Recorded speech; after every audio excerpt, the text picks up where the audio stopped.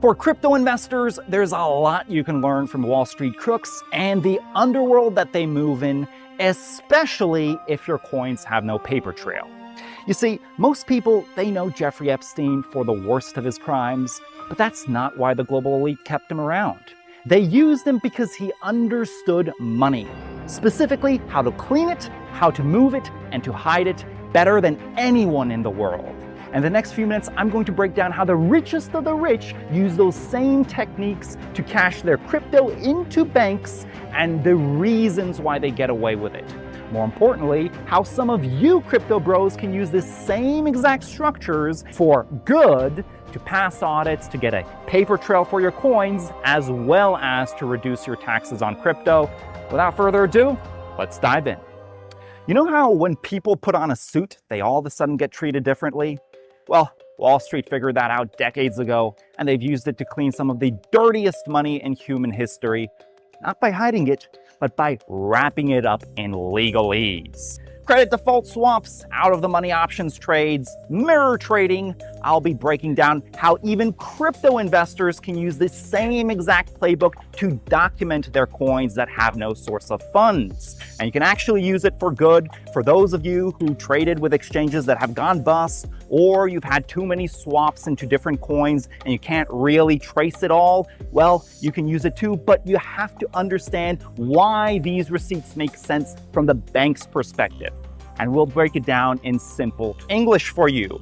Just note, these are not magic bullet solutions. They're not standalone options. They have to work hand in hand with companies in accounting, but it's a very powerful tool in order to not only reduce your taxes, but also to cash out your crypto into reputable banks. The first strategy, it's called options trading. And options, they're basically like side bets on where you think the price of something, like Bitcoin, is going to go in the future. You're not actually buying the Bitcoin itself, you are buying the right to purchase or sell it in the future at a certain price. And that agreement is called an options contract. Now, the reason why it is such an effective financial engineering tool is because you don't actually move the Bitcoin on the blockchain. It all happens through, technically speaking, legal agreements. And that allows you to not only lower the taxes, we'll get into that in just a second, but also to document that source of funds.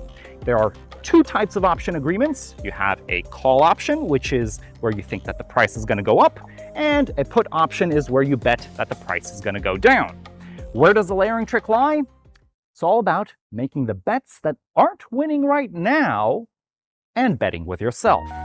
Also known as trading out of the money options contracts through your own companies.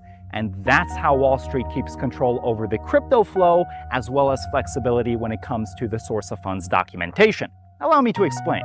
Let's say that Bitcoin is trading at 120 grand right now, and you buy a call contract to buy Bitcoin in the future for 150 grand.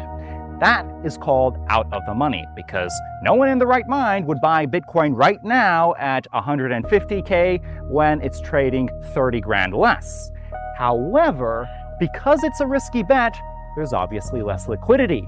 And that allows you to start controlling all those trades through your own accounts. Basically, there are less people selling those options contracts. Now let me draw out the full trade so that you would get the bigger picture. You have your two companies, which are Company A and Company B. You secretly control both of them, and they're the ones that are actually going to do the trade. Company B is the one that has the Bitcoin that is undocumented, and Company A is going to sell a deep out-of-the-money call option for something ridiculous, say Bitcoin hitting 400,000 by September of this year. Extremely unlikely that it's going to happen, a very risky bet. But the beauty is, because it's so risky, the market for these kind of options is pretty much dead. And that allows you to control the crypto flow without too much interference. Now, keep in mind, because it's such a risky bet, you can't just put whatever premium on it. It has to be reasonable, so you're probably going to have to sell a bunch of these kind of call options. Point being that Company B is going to pay for the contract with the undocumented Bitcoin, and in turn, it's going to get the contract. And as you can see, all of a sudden, you do have a paper trail for those coins, one that banks actually accept because they do the exact same thing. And company B, obviously, the contract is going to expire worthless. Very unlikely that Bitcoin is going to hit 400 grand by September, but that becomes a great way to write off an expense for taxes. To pull this off, you would need to use options platforms that allow you to trade your crypto freely, that do not force you to notify the market makers or trigger crossing rules. Basically, the platform, it shouldn't know that you're trading in between your two companies. Also, you need to have a story that makes sense from the auditor's perspective, that adds that plausibility for making such outlandish trades. Do not worry, Bitcoin maxis will definitely help you out. I mean, there are a bunch who are predicting 300,000 Bitcoin by the end of this year. Heck, Deribit even allows you to buy 400,000 Bitcoin call contracts by this September. And you can always say that you're part of Michael Saylor's cult, who has predicted 21 million Bitcoin in a few years. In fact, in order to increase the credibility of this story, you can buy call contracts that aren't part of your own companies, basically other traders who are selling them, and that would make it seem like a bigger moonshot delusional bet. It would just be the cost of insurance. And if a sucker buys those options before your company B, not to worry, as long as you're properly hedged, you're good.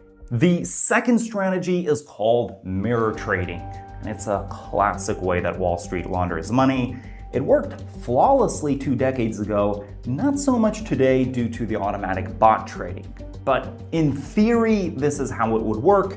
You have, once again, 2 companies that you control behind the scenes secretly, one in a high-tax jurisdiction and the other one in a tax haven.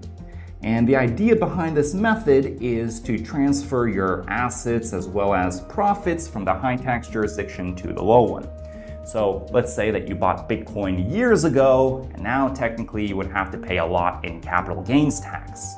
Well, what you can do is you can sell that Bitcoin at a loss to the other company. So instead of selling it for $120,000, which is the current market price, you would sell it for 100 grand and you would book a $20,000 loss on your financial statements.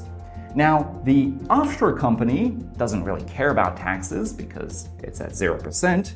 It would buy this Bitcoin at 100 grand. It would technically book 20,000 in profit, but at 0% taxes. Now, you can see that you shifted the asset from the high tax to the low tax jurisdiction, and you have a tax loss to show for it. The problem is, this doesn't work on public exchanges anymore. If you're going to place a below market sell order, those market bots, they'll instantly grab any weirdly priced trades. So to do it right, you would have to go through private OTC desks where you control both sides of the deal, kind of like what Deutsche Bank did when moving billions outside of Russia a few years ago. Now, be aware, with these private deals, if the taxman ever audits you and sees that you sold Bitcoin for 20% below market price, the first question that they're going to ask is, why didn't you sell it on a centralized exchange like everybody else? If you're a billionaire, you have the excuse of saying, I didn't want to move the market too much. I negotiated a private bulk OTC deal. Normal crypto whale stuff. If you have 10,000 Bitcoin, they'll probably believe your story.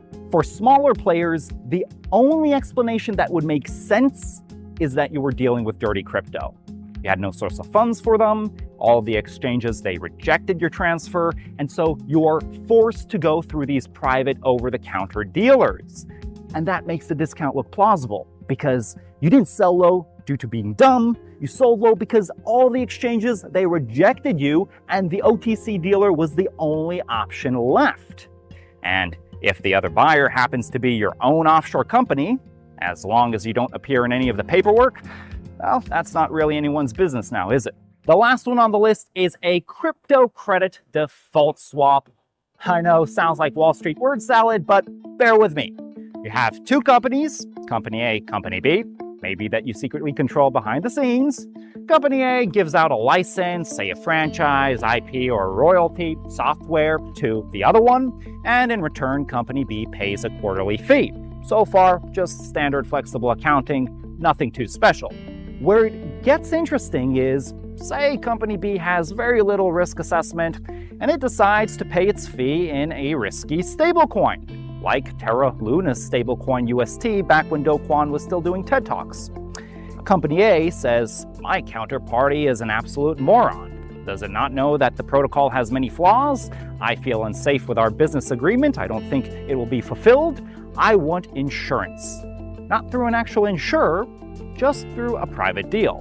Basically, if Company B blows up, or UST for that matter of fact, I want a payout. So Company B will pay a premium to Company A, and that is booked as income, by the way, a good receipt for your crypto, and Company B can reduce its taxes through this expense. If the stablecoin, DeFi protocol, whatever was put in the contract as a triggering event actually collapses, like UST did, that's where the crypto default swap actually kicks in. That's where Company B pays out a lump sum to Company A. It can be any amount, depending on how paranoid Company A was, and it can book it with the source of funds paper trail with real receipts. Now, there are two things you need to keep in mind. First, that triggering event, it has to be plausible. That means that whatever DeFi protocol, stablecoin, it has to have an exploit or vulnerability. And secondly, Company B, it has to have real reserves on its balance sheet, such as USDT, USDC, Ethereum, Bitcoin. Otherwise, it won't be able to do the insurance payment, because what's really UST worth when it's at zero? The beauty about all this is it looks like risk management. You can book income in one company and strip profits from another. Now, of course, you can't just pull this out of thin air. The two companies have to have some economic substance, prior relationship between one another. Otherwise, the taxman is just going to sniff you out. So you have to have at least some IP licensing or royalty agreement. But if done right, it's a very good way to write off a bunch the Wall Street way. To finish off, the principle that allows Wall Street to play by completely different rules than everybody else lies in that they use synthetic contracts. Basically, they're very good at trading things that they don't actually own. That's actually where the term naked shorting comes from.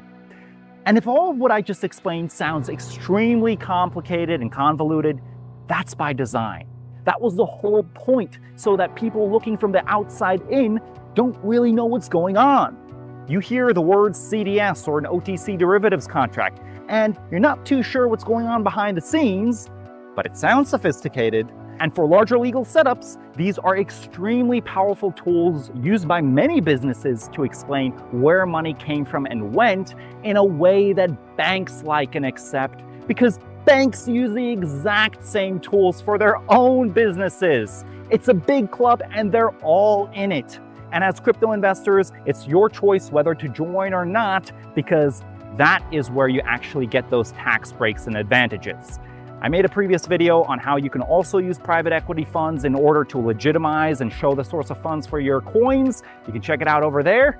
But that's it for today's presentation. If you enjoy this type of content, as always, you can share it with a friend or comment down below.